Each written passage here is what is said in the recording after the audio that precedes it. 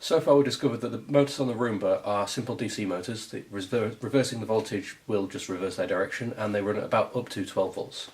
Now I put my multimeter across the battery and it came out at 14-ish when it was fully charged. So to that end I got a buck regulator.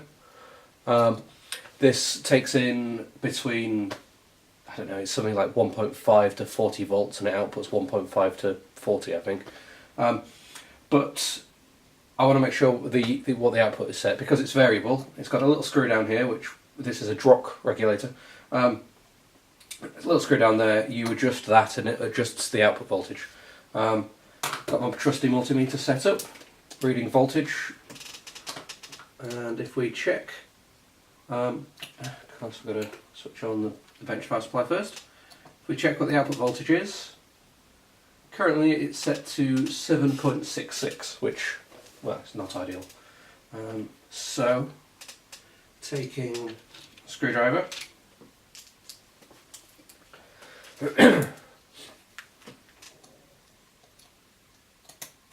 putting it on the output, screw this, seems that clockwise increases the voltage, which is reassuringly intuitive.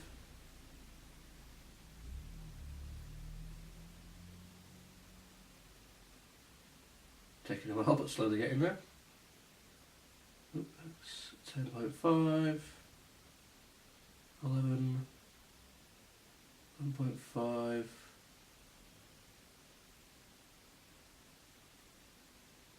9, 5, 6, 7, oh, cool. Right, so it's holding at 11.95, so I'm guessing that's because the input voltage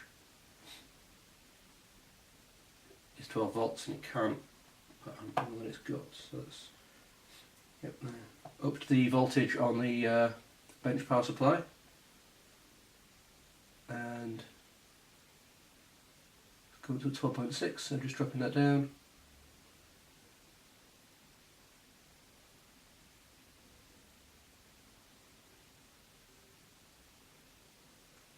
There you go, 12 dead on.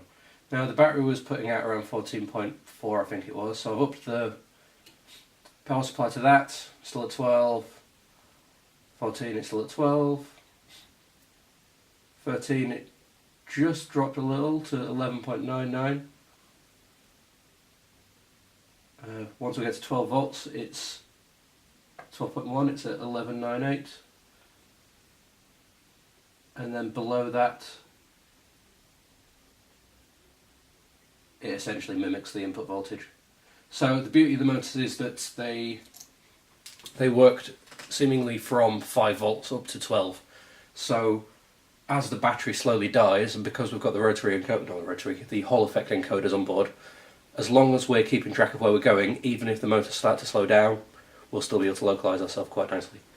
So yeah, next step up is getting this rigged up to the motor shield and to the Arduino and start playing around with some code.